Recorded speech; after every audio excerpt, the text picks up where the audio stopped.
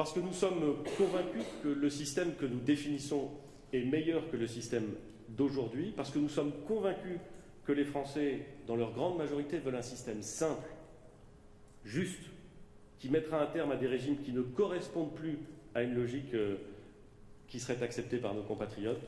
Nous ne transigerons pas sur l'objectif. Nous ne transigerons pas sur l'objectif, mais nous prendrons le temps qu'il faut pour y arriver. Les réunions bilatérales que je viens de conduire montrent cette demande de la part des organisations syndicales. Les uns et les autres convergent sur le principe d'une transition qui ne brusque pas les choses. Parce qu'au fond, on ne change pas un contrat social brutalement. Nous allons mettre un terme aux régimes spéciaux. C'est la conséquence mécanique de l'instauration d'un régime universel de retraite. Mais nous ne voulons pas stigmatiser ceux qui s'y trouvent aujourd'hui. Autrement dit, l'universalité, oui, la brutalité, non. Chacun doit être respecté. Et j'ai demandé aux dirigeants des grandes entreprises publiques, qui sont ceux qui emploient ceux qui sont affiliés à ces régimes spéciaux, de poursuivre le dialogue dans leurs instances. Et si j'ai un message à passer aujourd'hui, c'est que je suis persuadé qu'on peut faire de grandes transformations en apaisant les Français à condition de se donner le temps. Nous devons donc trouver le bon rythme, la bonne transition. Nous avons d'ores et déjà posé un certain nombre de principes. D'abord, les retraités actuels ne seront évidemment pas concernés par la réforme. Nous l'avons dit, je le redis, nous le redirons, il n'en est aucunement question.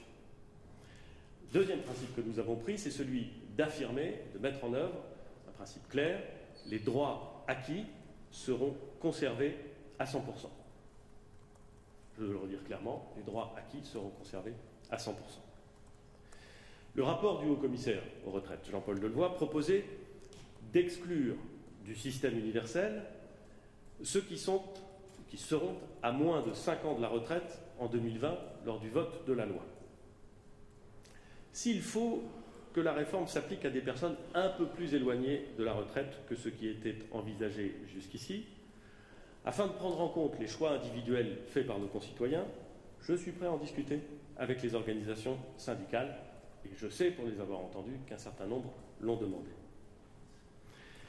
D'un côté, j'entends ceux qui estiment qu'à 5 ans de la retraite, on se projette déjà dans sa retraite. On en connaît le mode de calcul, on en connaît le montant approximatif, et que le changement de système pourrait être déstabilisant. Et ils ont raison. De l'autre, j'entends ceux qui disent que la fameuse clause dite du grand-père, qui n'appliquerait la réforme qu'aux nouveaux entrants sur le marché du travail, ne serait pas assez ambitieuse et qu'elle étalerait la mise en œuvre de la réforme sur une période trop longue. Et ils n'ont pas tort. Entre ces deux extrêmes, on doit pouvoir trouver le bon curseur. Est-ce que ce sont les personnes qui ont déjà une bonne partie de leur vie professionnelle derrière eux, qui sont à 10 ans ou à 15 ans de leur âge de départ à la retraite? Ça n'est pas encore décidé, mais j'ai la conviction que nous pouvons trouver la bonne solution ensemble.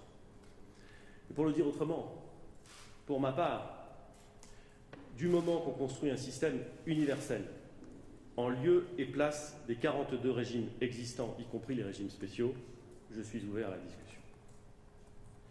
Mais ce que je peux d'ores et déjà affirmer aujourd'hui, c'est que ces mécanismes de transition doivent être eux aussi équitables entre les régimes.